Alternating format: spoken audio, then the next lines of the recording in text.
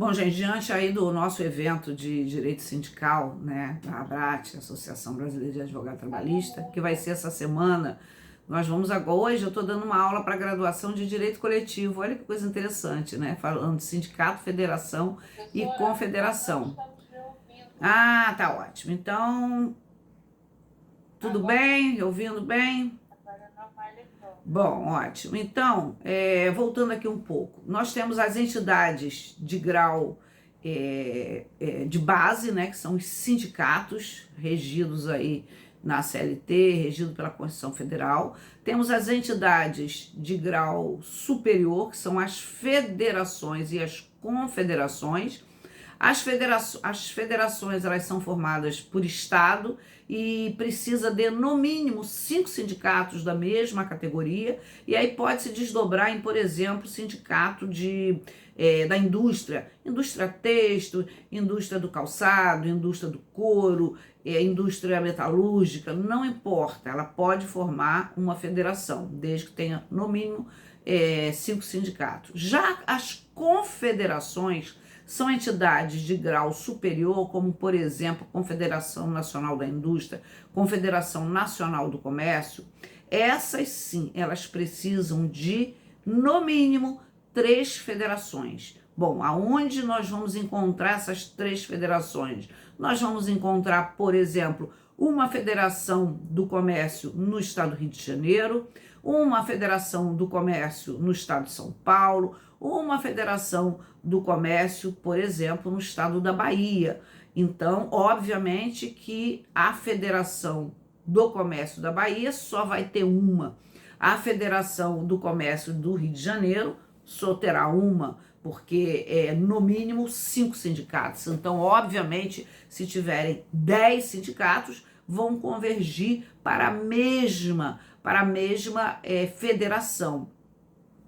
Se tiverem 8 sindicatos do comércio na Bahia, vão convergir para a mesma Federação Estadual do Comércio. E essas federações em estados distintos, elas vão convergir para a Confederação Nacional do Comércio, que fica em Brasília, e tem basicamente os mesmos poderes da federação e os mesmos poderes dos sindicatos. Então, vamos lembrar aí da figura da pirâmide, né? A base, ela é mais extensa, ela é mais alargada e, portanto, ali os sindicatos com todos os poderes. Ele que negocia, né? Não vou esquecer. Então, é ele que negocia e tal. E, por outro lado, quando a gente pensa... Então, tem um sindicato aí, Jane, tem um sindicato aí da base, depois tem a federação, que pode ter os mesmos poderes do sindicato, mas as federações, elas só vão negociar, né, elas só vão atuar na ausência de um sindicato naquela base territorial, tá? Então, quando a gente fala em base territorial, isso é muito pertinente para os sindicatos, a base da pirâmide. Quando a gente já fala em federação, essa questão da base territorial, ela já é a nível estadual, né? Mas ela difere um pouco, porque na federação ela não tem uma atuação, salvo se não houver sindicato naquela base. E a base, vamos lembrar, é sempre, nunca inferior a um município. Isso não significa dizer que um sindicato não possa atuar em 10 municípios. Isso é uma base territorial, como ele pode atuar em um município. Lembrando que pode haver sindicatos de categorias semelhantes, né, conexas, similares, como diz a CLT, por desdobramento. Muito bem, falando sobre isso, vocês deveriam me perguntar, e essa tal de central sindical que eu já ouvi falar? As centrais sindicais, elas foram reconhecidas como tal em 2008. Elas, na verdade, não fazem parte desse sistema confederativo. Pirâmide, a ideia da pirâmide, a base da pirâmide, o meio da pirâmide e o ápice da pirâmide. Confederação, federações e sindicatos, né, com bases mais alargadas. Então, as centrais sindicais, regidas pela Lei 11.648 de 2008, ela, na verdade, é um órgão de cúpula. Ela é muito interessante porque, se por um lado as federações, confederações e sindicatos têm de patronal e profissional, de categorias patronais e profissionais, já as centrais sindicais, ela como órgão de cúpula, ela é intercategoria. Elas estão acima das confederações, mas ela não congrega a federação, sindicatos patronais, sempre sindicatos profissionais. Isso é muito interessante a gente dizer, tá? Então, ela não integra a estrutura sindical, não tem os poderes dos entes sindicais.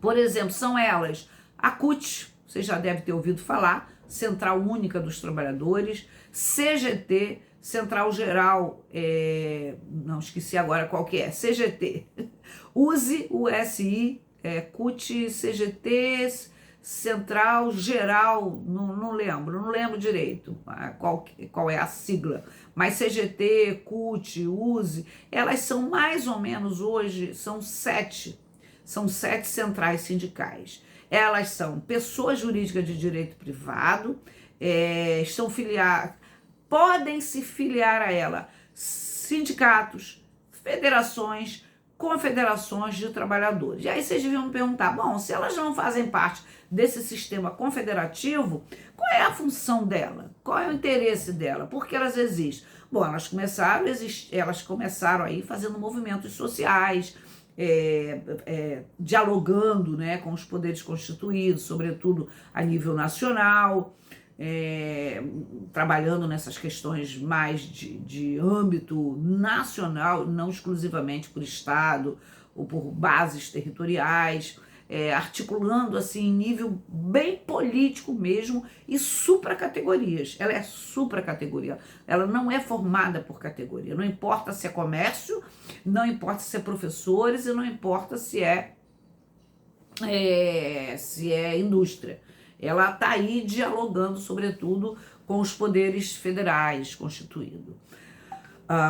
E nesse diapasão aí das centrais sindicais, elas não tinham reconhecimento, claro que elas recebiam uma parcela de quem a elas se associassem, mas a partir de 2008 elas passaram a ter um percentual aí das contribuições sindicais, né? Então, elas recebem mais ou menos 10% do total dos 20% da contribuição sindical recolhida para o custeio. Só que lembrando, nós vamos falar já mesmo, que a contribuição sindical hoje não é mais obrigatória, né? Então, teria que fazer até um estudo para saber como estão as pernas, os poderes, né, dessas centrais sindicais. Então, elas têm assim... Então, nós temos aí no sistema confederativo, na base, sindicato, federação e confederação.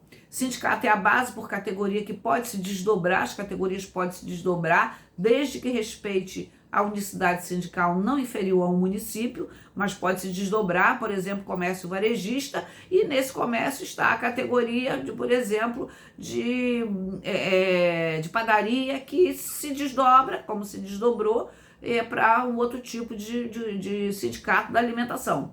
Vão todos convergir para formar as federações, a Federação Estadual do Comércio, por exemplo, no Rio de Janeiro, que pode congregar 5 ou mais sindicatos do comércio. Normalmente ela congrega muitos, porque todos do comércio vão convergir ali para ela. Então, do comércio das diversas regiões daquele estado. E as federações precisam de ter 3 federações, por exemplo, Bahia, São Paulo, Rio de Janeiro, para formar uma confederação, que aí eu brinco dizendo que quando chega em Brasília, né, Brasília, Rio de Janeiro, por exemplo, ou São Paulo, e as bases aí por município. Quando chega em Brasília, o funil é bem mais fino, né, bem mais fino.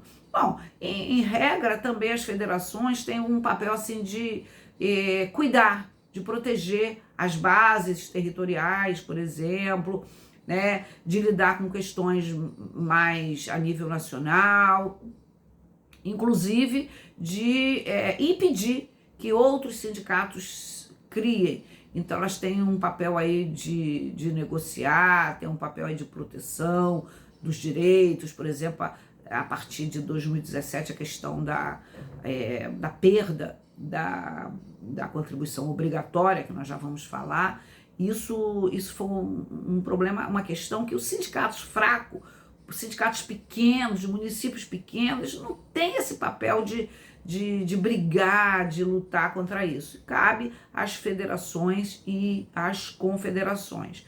Bom, com isso nós vamos entrar na questão aí das contribuições sindicais, ok, gente?